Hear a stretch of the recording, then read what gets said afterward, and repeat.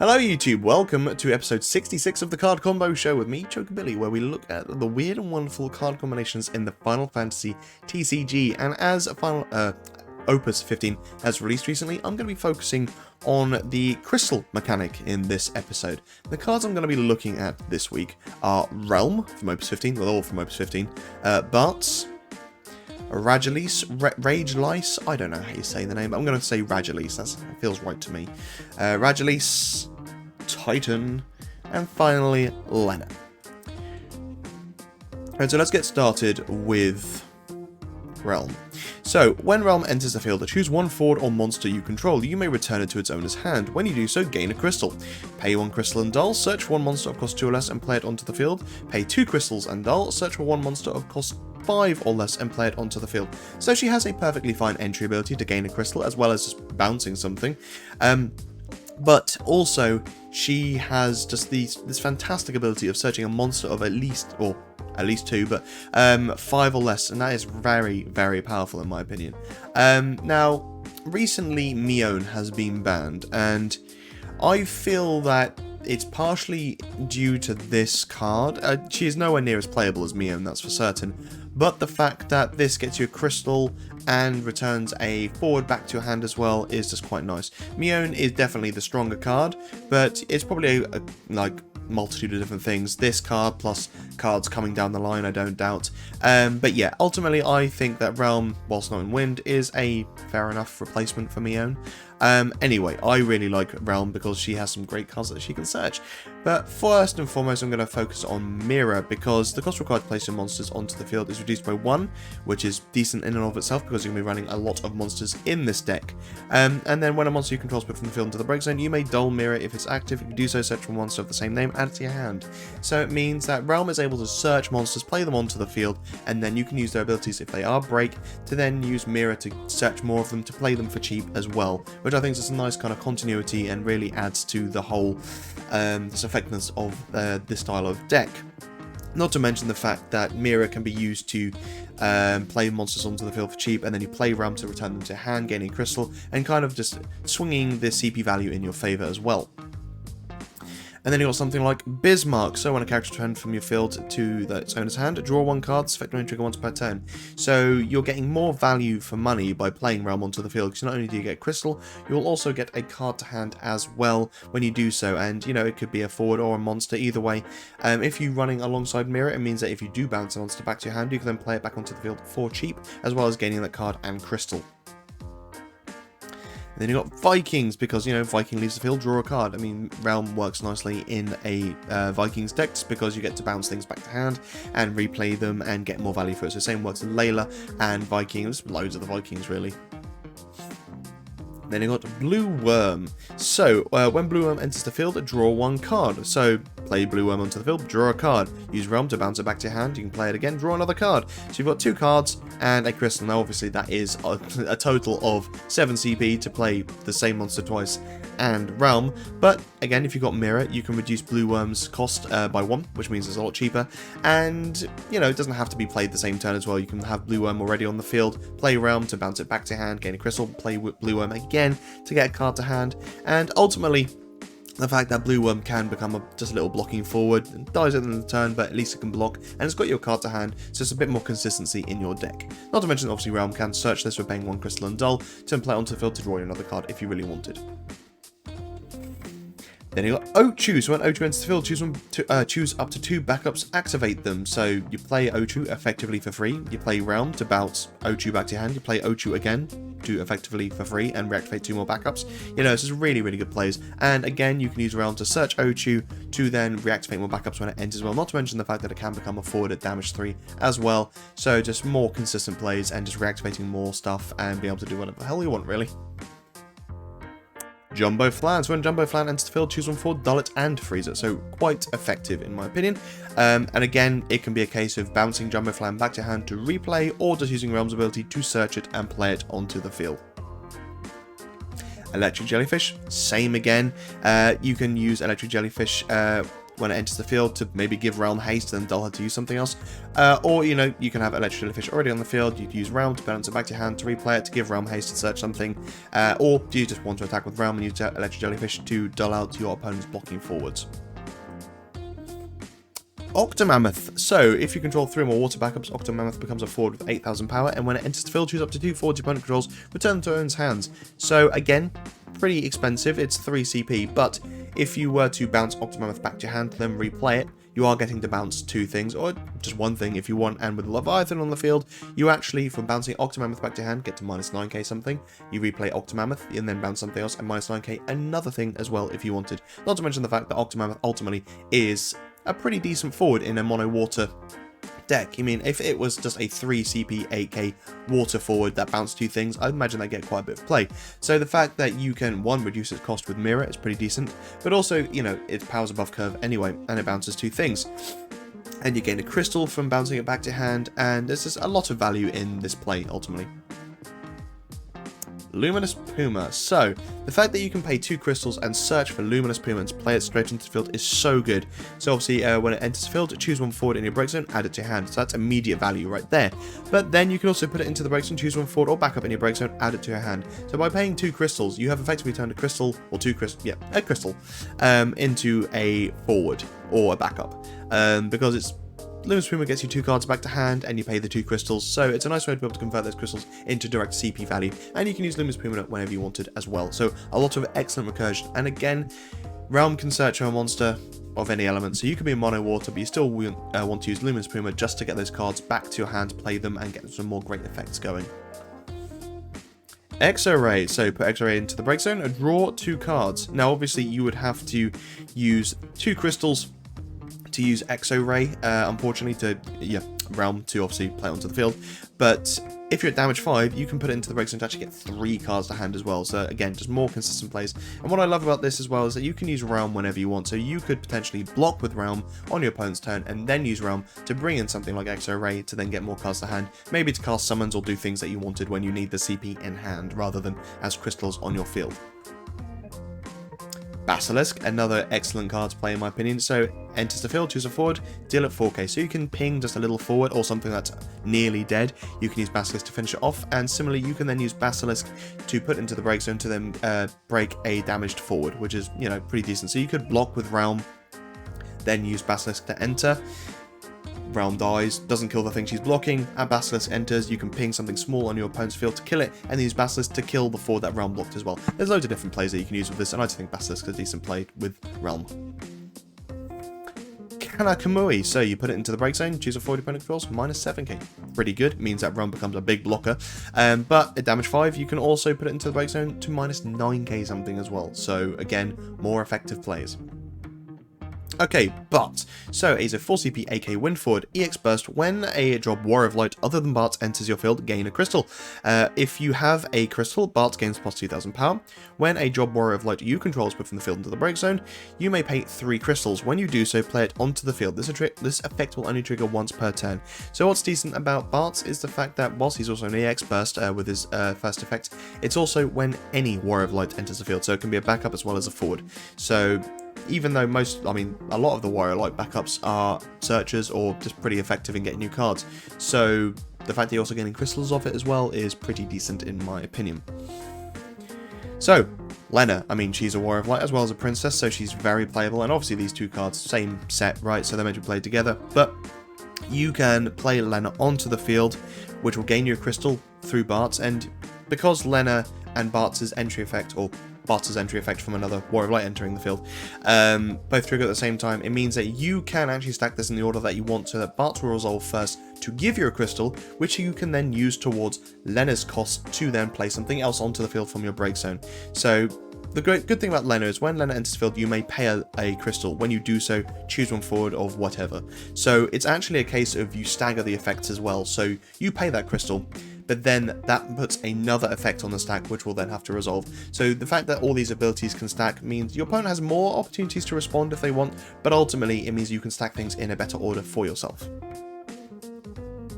Raffia. So when Raffia enters the field, you may search for one card named Arc, Ingus, or Luneth of cost 4 or less and play it onto the field. So by playing Raffia onto the field and then one of those other guys, it means you're going to gain 2 crystals just from entering the field. And, you know, unfortunately, other than Bartz, so it means that you would have Bartz already on the field, no crystals potentially. You could play Raffia at something else, you're still only at 2 crystals, but if you watched, I think it was the last episode or the episode before with Faris, there's a lot of excellent ways to just combo this out and get so many Warriors of Lights onto the field, and with that, a lot of crystals as well, which means that when something dies, it can be replayed. And that's a great thing about this card as well, is that if you do have 3 crystals and Raffia dies, you can use Bartz's effect to pay 3 crystals to bring Raffia back in, which will bring you another crystal back onto the field, and then also Ingus, Luneth, or Arc from your break zone, from your deck onto the field, and then another crystal as well, so pretty decent. Similarly, you've got Aegis as well, so when he enters the field, you can play a Job Warrior of Light of 4 or less from your hand onto the field, so that means, again, you're getting 2 crystals for this, and again, you can use it when you get put into the break zone, play it back onto the field, play something else from your hand again. Well, so when he enters the field, you can reveal top 5 cards and get a Warrior of Light from your deck to your hand. And then also, when he is put from the field into the break zone, he can play a Warrior of Light from your break zone of cost 3 or less onto the field. What's decent is the fact that Wall would die, trigger that effect, bring something from your break zone onto the field, but you can also use Bartz effect to pay 3 crystals to then bring Wall back onto the field, again gaining you 2 crystals, and also Wall would enter or re-enter and reveal top 5 cards and hopefully get you a Warrior Light back to your hand. So a lot of consistent ways to be able to get a lot of crystals onto the field. So it might feel like Bartz actually, his paying 3 crystals costs a lot to be able to replay something, but realistically, there's so many Warriors of Light that either play more Warriors of Lights onto the field, or at least reduce the costs of Warriors of Light. It means that realistically, actually, you're going to be having a lot of crystals on your field. And, you know, the more, if you play something like Raffia and something else, and you get to 3 crystals and something doesn't die, and then you keep on playing more Warriors of Light, you're going to just amass so many crystals that it doesn't really matter that something's dying and you're replaying it, because you're never going to run out of crystals.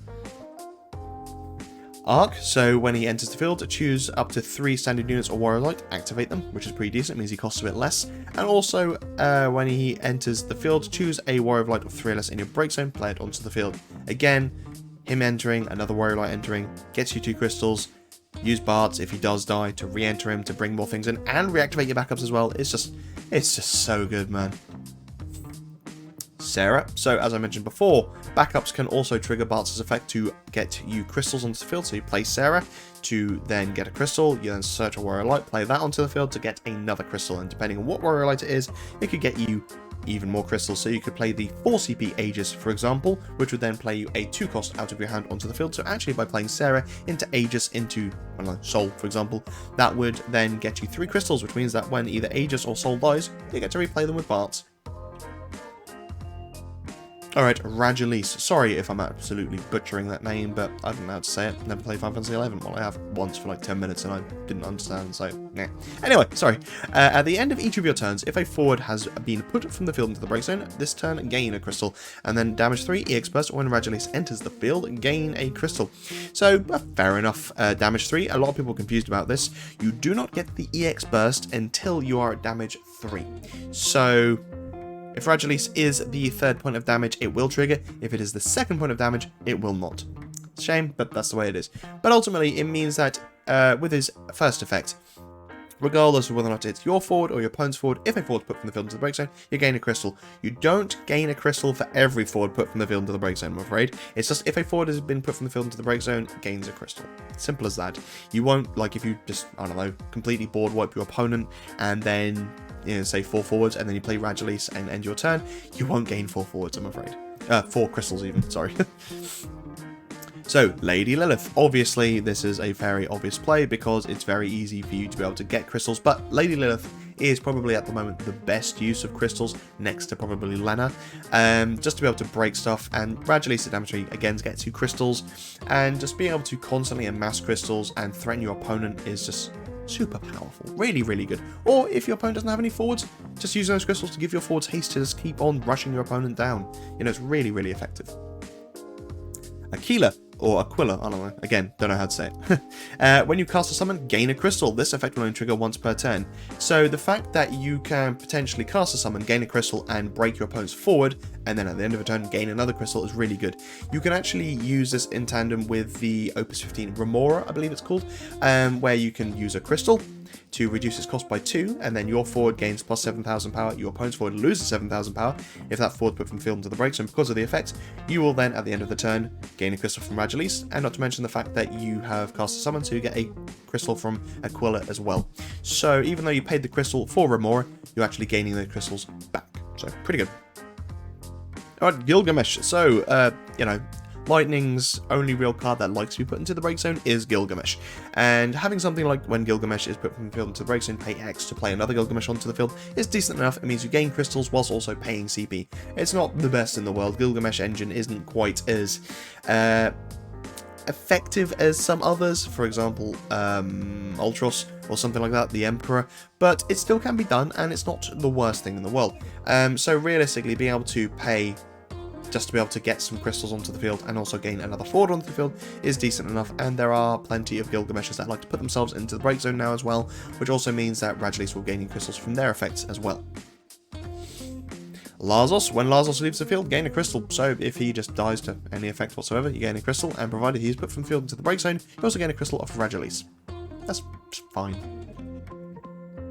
Magic Pot. So why bother attacking with your forwards when you can manufacture your own forwards to die anyway? And you know, technically you could even use this with Ragelise. So you put Ragelise into the break zone to play another one onto the field. Why you would? Maybe too much want to gain a crystal from the entry effect, and then at the end of the turn gain another crystal. Just a nice and easy way to be able to replay something whilst also gaining a crystal off of it. Similar sort of thing with Ultimecia as well, so it means that you can play Ultimecia to put a forward you control into the break zone to gain control over one of your opponent's forwards, and then when that dies, you also gain a crystal off of that as well. So, good way to put your opponent's forwards to good work. Shinryu. So, Ragelise is obviously kind of limited in the fact that you only gain a crystal once every turn and only on your turn, but it does mean that you can keep on using turns to your advantage. So, Shinryu, at the beginning of main phase 1 during each of your turns, reveal the top card of your opponent's deck. If it is a forward, all the forwards your opponent controls lose 7,000 power until the end of the turn. If it's not a forward, draw 2 cards. So ultimately, Shinryu and Ragelise together, regardless of what Shinryu reveals, is going to be getting you lots of value. Because if you, I mean, obviously, regardless of Ragelise even being there, but if if one of your opponent's forwards does die to minus 7,000 power, it means that also at the end of the turn, provided Ragelise survives, you're going to be getting crystals from that, which means that you can use those alongside Lilith to then remove more of your opponent's forwards that didn't die to Shinryu's effect. And then if they didn't reveal a forward, you get 2 cards to hand, which is also fine. Okay, Titan. So he's a 3 CP Earth summon. Before paying the cost to cast Titan, you can pay 1 crystal to reduce the cost required to cast Titan by 2, and select one of the 2 following actions. Choose one forward, it gains 10,000 power, or choose one forward, deal it 7,000 damage.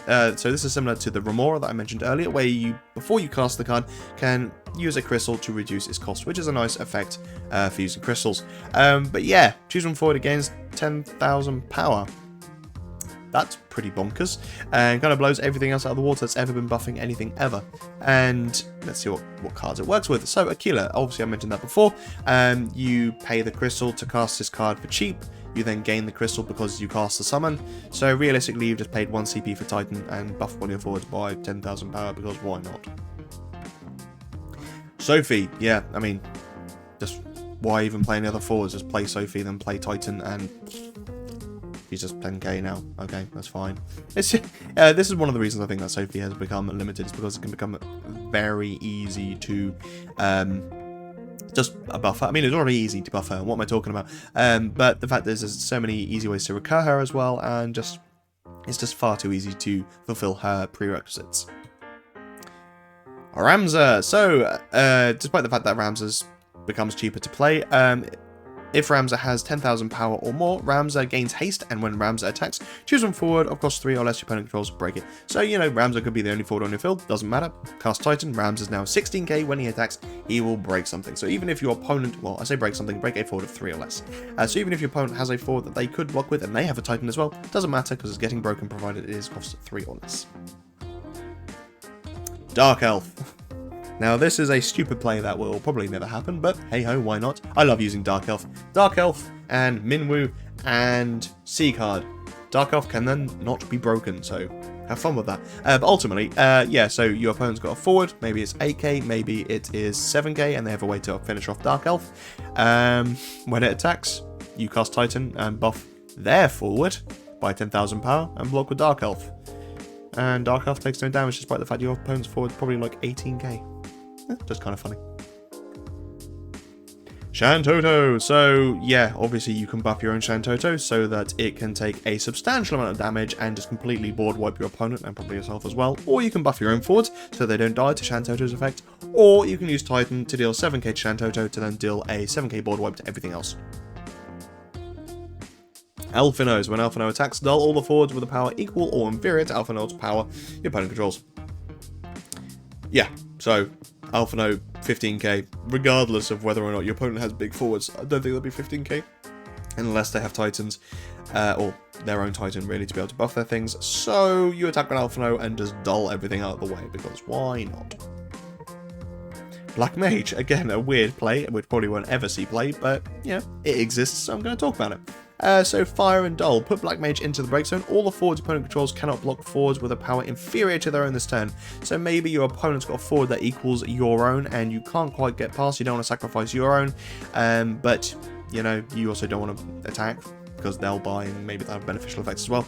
Cast Titan, use Black Mage, their forward is now, let's say 18,000 power forward, and now all your 8ks can swing through and not have to worry about being blocked. In fact, all your 10ks or 12ks or whatever ks can attack because that forward will be massive and can't block. I mean, they could even have something like a Porum on the field. It's only 2k forward, but you don't want it to die. And you've got an 8k that you want to swing through with. You can cast Titan on it, so then it becomes a 12k. Use Black Mage, so then that Porum can no longer block, and just keep on swinging through. So you can use actually to a great effect to stop their tiny little blocker from blocking, and your big things to swing through. Kind of strange. And Titan Lord of Crags. When Titan Lord of Crags enters the field, break all the forwards with a power less than Titan Lord of Crags. So, yeah, I mean, Titan enters the field, you cast Titan on Titan, Titan. Titan becomes a 19k forward, and there will be no other forwards that equal his power, unless, again, your opponent controls a Titan or has a really hench Sophie, and then you get to break everything, and hopefully deal your opponent damage. Obviously, be mindful of your own forwards that will die, but still, if you're dealing your opponent damage, why not? Okay, and finally, Lenna. So, probably in my opinion, the best use of crystals that has been revealed so far. So she's a 3CP 7k water forward. When Lenna enters the field, you may pay 1 crystal. When you do so, choose 1 forward of cost 2 or less in your break zone, play it onto the field. When Lenna enters the field, you may pay 2 crystals. When you do so, choose 1 forward of cost 3 or less other than card name Lenna in your break zone, play it onto the field. So if you have 3 crystals, you can pay both and bring on 2 forwards.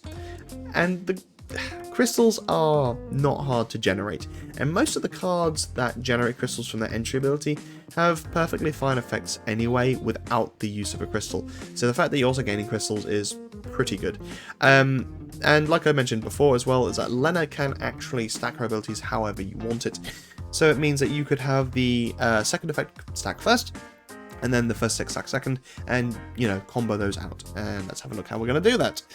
So, Umaro, kind of a weird one, but when Umaro enters the field, if you don't pay a crystal, put Umaro into the break zone. So you could actually already have 2 crystals, but you only pay the 1 crystal to bring in Umaro, but it means when Umaro dies, because he is still a big forward, so it's probably worth that 1 crystal. When he dies, you actually get that crystal back as well, so if you then want to play another Lenna or something else that utilizes crystals, you still can. Right, so here's a fun play. You play Lenna onto the field with 3 crystals. With the second, or you choose the first effect to stack first and the second effect to stack second. You pay the 2 crystals. That will then play Yang from your break zone. Let's say you're at damage 1. When Yang enters the field, you may play 1 Job Monk or Card Name Monk from your hand onto the field. You decide to play, yes, you guessed it, Ursula. When Ursula enters the field, choose 1 Job Monk or Card Name Monk or cost 2 less in your break zone, play it onto the field. She's going to play, yes, you guessed it, Sophie. and Sophie enters the field. Then Lenna's second effect will resolve. You pay the one crystal, yeah, to then play onto the field Sarah. Sarah enters the field. You choose your Sophie, let's say, and Sophie and another forward deal damage to each other. You've just played a 3 CP forward and used 3 crystals, which will have effectively cost you nothing. And you have played 1, 2, 3, 4 other forwards onto the field, and even without attacking, you're probably going to be dealing your opponent a point of damage in the turn anyway. 3 CP, 5 forwards that are all pretty big and are going to be dealing your opponent points of damage, and not to mention that at damage 3, Yang will also be buffing Ursula and Sophie as well, and it's just such a good combo. Yeah, this is why I like Lenna. Jagran. When Jagran enters the field, you may search for one drop princess cost 3 less and play it onto the field.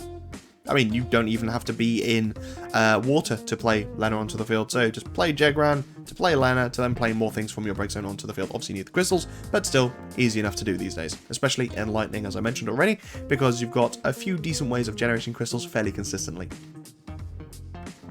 Dusk, so you can use Dusk to play Lenna, or you can use Lenna to play Dusk to then play something else. I mentioned this again, I think it was last week or the week before, with the Faris combo. Yeah, just nice consistency and plays a lot of things.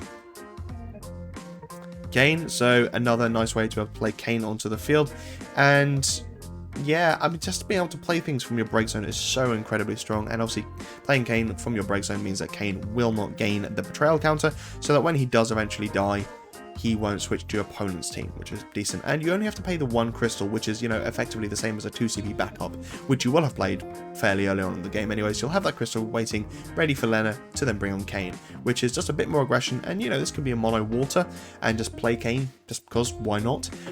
Or it could be a Dragoons deck, because Dragoons sometimes play a little bit of water, and if you want to throw Lenna in there just because, why not? Viking. Yeah, Lenna works exceptionally well with the Vikings engine, and Lenna is kind of Leia on steroids, because Lenna has a bigger search pool to be able to play things from the break zone, so not only does it not have to be a Viking, it can be 2 forwards, and yeah, you can just play multiple Vikings onto the field as well if you really wanted to. So you play this little Viking, and then the 3 CP Viking, which will get you a card, and this Viking will set for more Vikings, will play them onto the field and get you more cards to hand. You just amass a massive field. Palom. When Palom enters the field, other than from your hand, choose 1 forward, you may deal it 7,000 damage. So maybe you're running this Palom because you want to keep on dealing damage to your opponent. Yes, I know it's not the new Wonder Twins, but it's still a decent effect, and I like running it because why not? Dealing damage to your opponent without actually having to attack is always a good thing. So yeah, just a nice way to be able to recur this guy onto the field to then deal your opponent point damage when you get a turnaround. And there we have it, folks, another episode done and dusted. And yeah, crystals are just, a lot of people complaining about the fact that crystals haven't been implemented as well as they could have, but again, it's just laying the baseline, it's getting the groundworks there, ready for us to work with more. And I think it can be something like counters, which have really good implementation. Yeah, there are some not so great ways for it to work, but they're still interesting, and I think crystals, just as a universal way of being able to pay for something else or reduce something's cost, and it's just a nice effect, and I think it's pretty good. But yeah, what do you guys think? What are some of your favourite crystal cards? Pop in the comments below. Make sure to like and subscribe if you haven't, because, you know, an erroneous amount of people that watch these videos actually aren't subscribed, and if you're watching, you know, rather than having to keep checking when I post on Facebook or Twitter or whatever, if you just subscribe, then you get to see me pop up in your feed and be like, oh look, it's Billy's uploading a video, and you get to watch it, and yay! Bye.